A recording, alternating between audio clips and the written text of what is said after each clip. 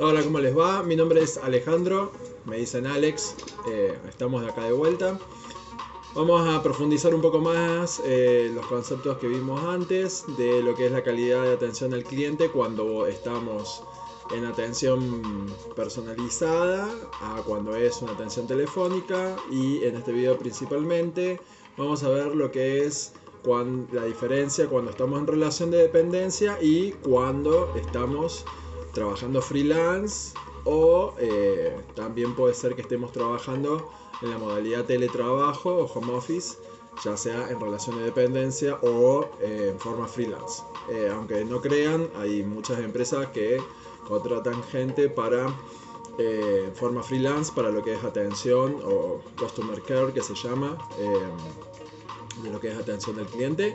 Así que no sería raro que tengan que trabajar en forma freelance también, o si quieren desarrollarse para eso también pueden hacerlo, que está muy bueno. Cuesta encontrar, pero está muy bueno. Bueno, yo voy a mirar mucho por este lado porque tengo la PC de este lado. Vamos a ir paso a paso. Atención personalizada versus atención telefónica. Bien. Esto es todo lo que es atención eh, en relación de dependencia. Bien. Toda esta serie de herramientas pueden aplicarla también a lo que es atención freelance. No obstante, vamos a ver en todo este video lo que es atención cuando estás trabajando en relación de dependencia. Son tips, herramientas, es como un ordenar la tarea del día a día para que más o menos tengamos en cuenta a qué nos podemos enfrentar. Si no has tenido una capacitación en una empresa, o si no has tenido ninguna inducción o bueno, capacitación, te va a ser de mucha utilidad esto, o sea, olvídate que sí. Y como siempre, antes de arrancar, los invito a suscribirse al canal, darle like.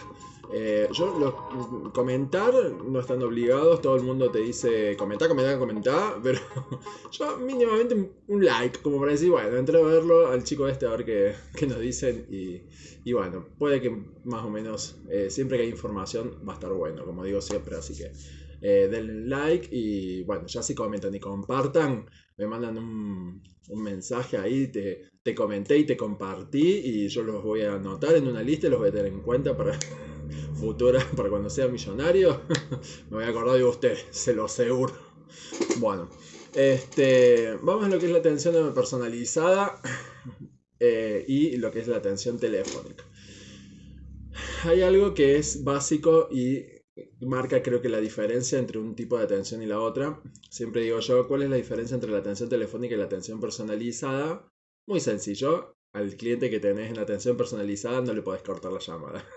Básicamente pasa eso porque el que ha trabajado en atención telefónica y no ha cortado nunca una llamada, por favor me dejan en el comentario. Yo trabajo en atención telefónica y nunca he cortado una llamada. Por favor me lo escriben porque nadie, creo que yo, que haya pasado lo que es atención telefónica y no haya cortado una llamada. Pero no obstante eso, vamos a suponer que somos todos buenos, que somos todos divinamente atendedores de llamadas telefónicas.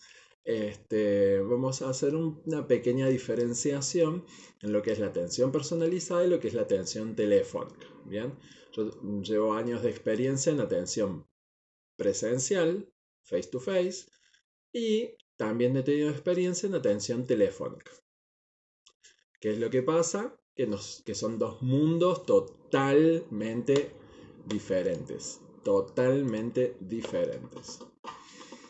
Principalmente, yo creo que la atención personalizada tiene toda una cuestión visual de la imagen con la persona que vamos a atender.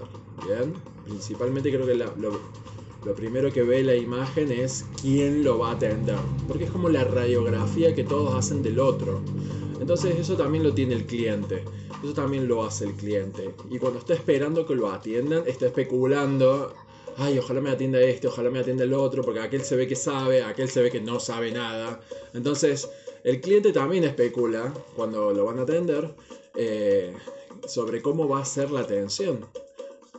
Prejuzga, quizás tenga razón o no, pero lo importante es que ya se va prefigurando en su cabeza este concepto de cómo lo van a atender dependiendo de quién lo atienda. Entonces, por ahí lo importante en la atención personalizada es la imagen que uno transmite cuando está atendiendo a otros clientes, la seguridad que uno tenga en el diario, y eso va a transmitir también una imagen al próximo cliente. Le pasa mucho a los empleados públicos que ya desde el vamos, el que entra en un organismo público y pone un pie, el primer pie adentro de un organismo público, ya va con el preconcepto de que va a renegar. Entonces, cualquier asesor que lo atienda o representante tiene que estar preparado a afrontar el prejuicio de entrada con el que viene el cliente. Así que, desde el vamos, lo importante es la apariencia física, la apariencia actitudinal y la apariencia resolutiva, que es lo que digo siempre, formar una línea coherente, una línea de coherencia, que las tres cosas vayan de la mano y comuniquen lo mismo. Si yo estoy todo con la camisa afuera, con la corbata desacomodada, con el uniforme desprolijo, por más que mi uniforme sea una remera con la marca de la organización, ya está transmitiendo, está comunicando algo que el cliente le va a generar desconfianza. Si a eso le sumamos que la atención con los otros clientes que ve es desganada o no brinda muchas soluciones o no tiene buen trato, no digo una sonrisa como esta empresa de crediticia de color anaranjado, vamos a llamar, que está todo muy uniformada la atención. Entonces cuando uno baja por la escalerita mecánica a la línea de atención, ya sabe más o menos que todo va a ser lo mismo, cualquiera que lo atienda va a ser exactamente lo mismo porque está muy estandarizado. Si el cliente ya ve que el uniforme, la imagen que da el representante más o menos, va evaluando, es como que va haciendo un match, dice, a ver esto, a este aspecto físico le doy un 5, 4, 6. Y a ver cómo atiende a los otros, bueno, un 7, puede ser, bien. Y después, a ver, la capacidad resolutiva, actitudinal, a ver, ¿cómo es el combo de este representante? Bueno, listo, no quiero que me atienda. Ya ahí decide el cliente que no quiere que vos lo atiendas. Encima a uno le toca el que le toca y por ahí el cliente ya viene con esa predisposición. Por eso, si uno ha podido tener estos tres conceptos más o menos alineados, puede ser que el cliente ya vaya mejor predispuesto. Entonces va enfocado el cliente en su problema, no solo en su problema, y encima el que lo va a atender no le cae en gracia. Así que si evitamos eso, un punto a favor para nosotros. Después tenemos algo muy importante, que es las características propias a la atención telefónica, ¿sí? La atención telefónica es totalmente distinta a la atención personalizada. Ahí juegan otros patrones, juegan otras estrategias, otros referentes, otros preconceptos que el cliente se forma. Desde el vamos, el cliente no te ve, así que lo único que sabe es que está hablando con el logo de la empresa hablando. O sea, básicamente esa es la preconfiguración conceptual que tiene el cliente en la cabeza cuando llama por teléfono para que lo atiendan. Entonces, ese logo hablante, parlante, que tiene el cliente, se convierte en una persona cuando empieza la interacción. Bien, cuando el rep lo atiende y ahí le pregunta qué necesita. Ahí comienza a haber una relación de persona a persona. Bien, ¿qué configuraciones previas se hace el cliente cuando lo llaman por teléfono? Que le van a cortar, obviamente, que no lo van a atender. Eso creo que es importantísimo tenerlo en cuenta, porque por más que estemos en empresas, puede ser que tenemos empresas chicas o empresas grandes, empresas chicas que no tengan un sistema de gestión de llamadas, o empresas grandes que sí lo tengan, nosotros no sabemos, el cliente, por todo lo que ha pasado para llegar a esa instancia. En cambio, en la atención presencial nosotros vemos que hay, qué sé yo, una cola de 20 y sabes que si el cliente estuvo esperando media hora, debe estar un poquito hinchado los quinotos, ¿no? Pero si vos estás atento en atención telefónica, muy probablemente no sepas si ha llamado 2 veces, 3 veces, si otro rep le ha cortado, ha tenido que volver a llamar, esperar toda la guía de números para llegar a que lo atiendan, etc.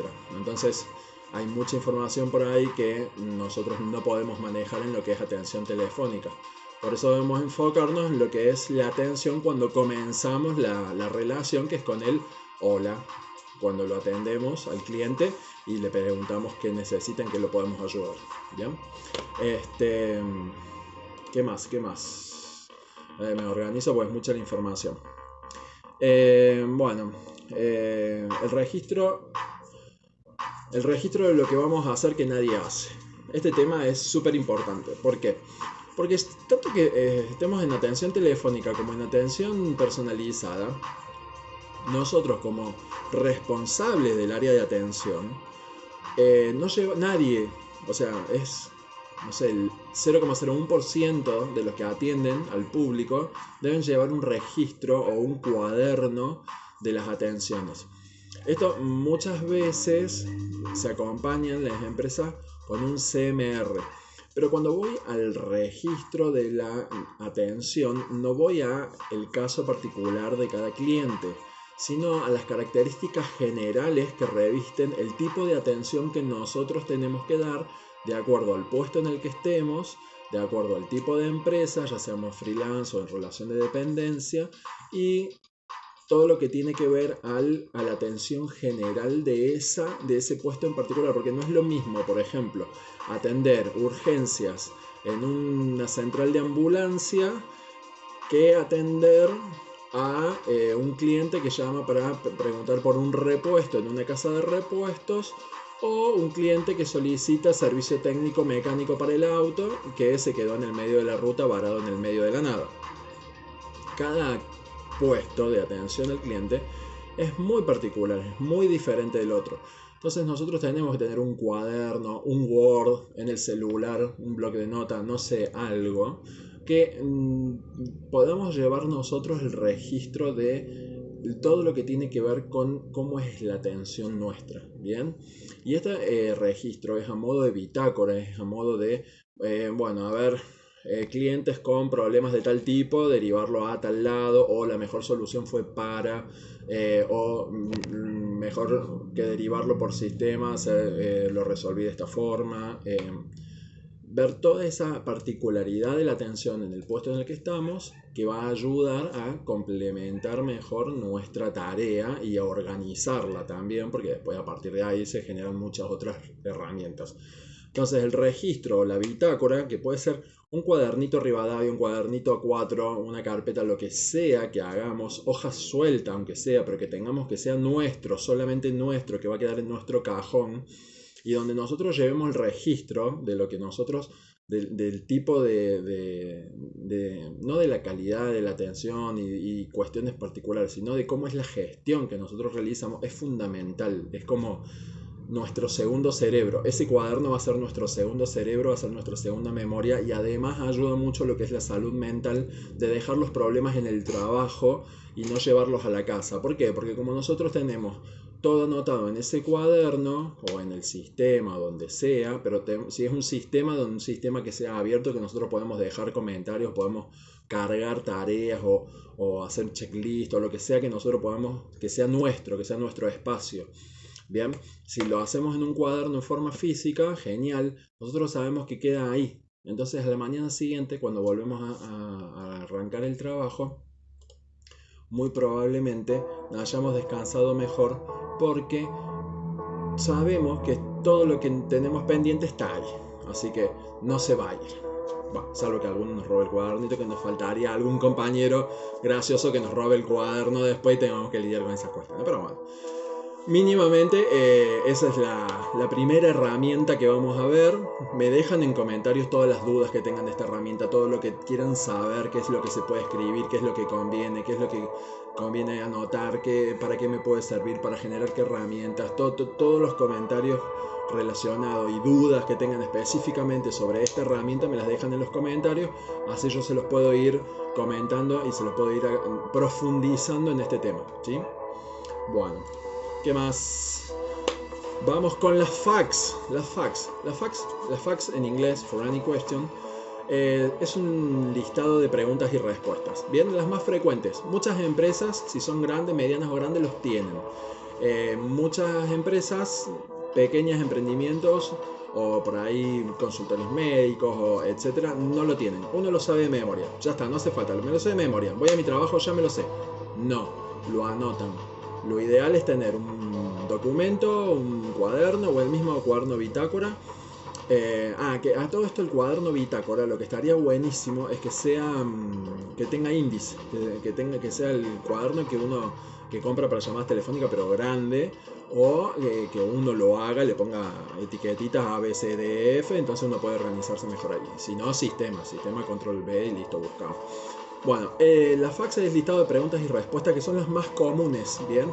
En todo trabajo hay algo que se llama ley de Pareto, que bueno, la ley de Pareto después lo googlean, lo buscan, es una ley que inventó Pareto, básicamente, pero que dice que bueno, que el 80% de las ganancias las genera el 20% de esfuerzo, ¿bien? Entonces, con las preguntas y respuestas pasa lo mismo. Hay un 20% de preguntas que son las que se hacen siempre, que resuelven el 80% de los problemas, ¿bien?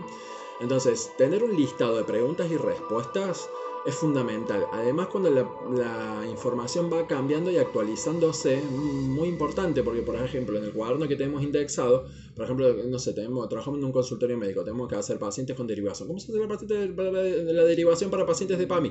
Listo, ponemos en la D, derivación, ponemos derivación a pacientes de PAMI. Listo, ¿cuál es el procedimiento? Breve. Y después si cambia, vamos de vuelta a la D, derivación, pacientes de PAMI. ¿Cómo se derivan los pacientes de PAMI? Tachamos lo de arriba, ponemos lo actualizado. ¿Bien? Entonces ya queda ordenado, queda agendado.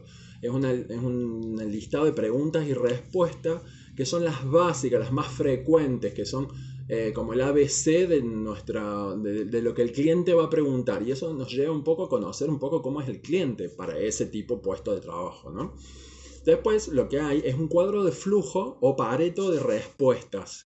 Esto va de la mano de lo que veníamos hablando recién. Una cosa es tener el listado de preguntas frecuentes y otra cosa es tener el Pareto de respuestas que va a punto más a lo que es procedimientos, ¿no?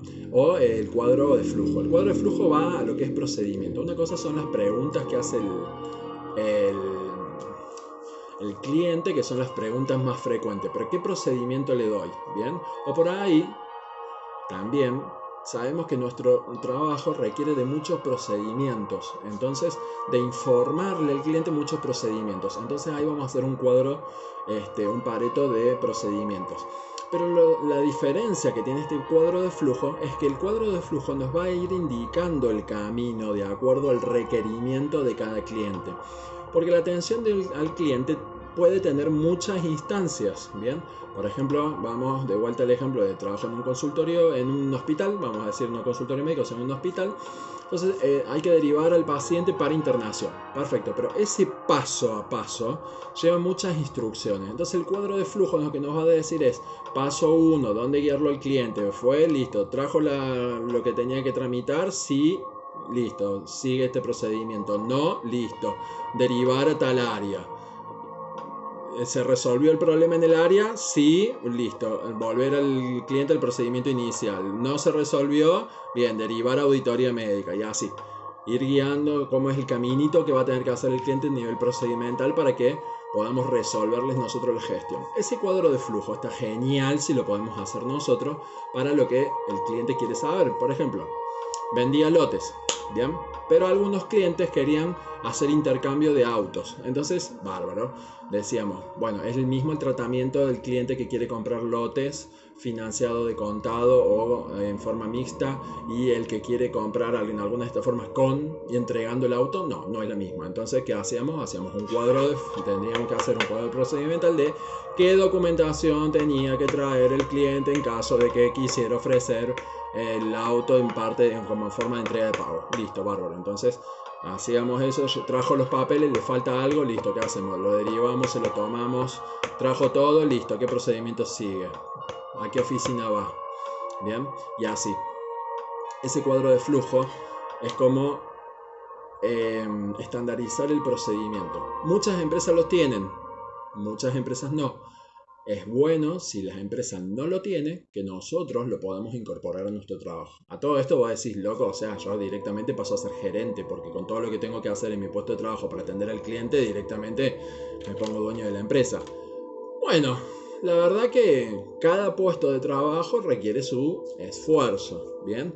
Si nosotros, como digo siempre, optamos por ser empleados medios, hacemos lo que estamos haciendo siempre. Si queremos mejorar lo que estamos haciendo, progresar, ascender o conseguir puestos mejores en otras empresas, creo que la diferencia que podemos hacer, podemos marcar la diferencia, es incorporando más capacidades a nuestro trabajo. Bien, hoy por hoy los recursos humanos toman por competencias, no tanto por si tenés un título o si tenés un certificado que aprendiste tal cosa, sino que tratan más de buscar a la gente por competencias, y las evaluaciones de recursos humanos, al menos en consultoras o en recursos humanos serios, en las búsquedas que se hacen, siempre tratan de buscar a gente que tenga las competencias para un puesto de trabajo y evalúan de acuerdo a la capacidad resolutiva que nosotros tenemos y las competencias adquiridas, ya sea por otros trabajos, por lo que hemos estudiado o por el medio que sea, pero para cumplir con los requisitos del puesto de trabajo. Entonces, vamos a ver que aprender todas estas estrategias nos va a nutrir a nosotros, nos va a dar un potencial, nos va a empoderar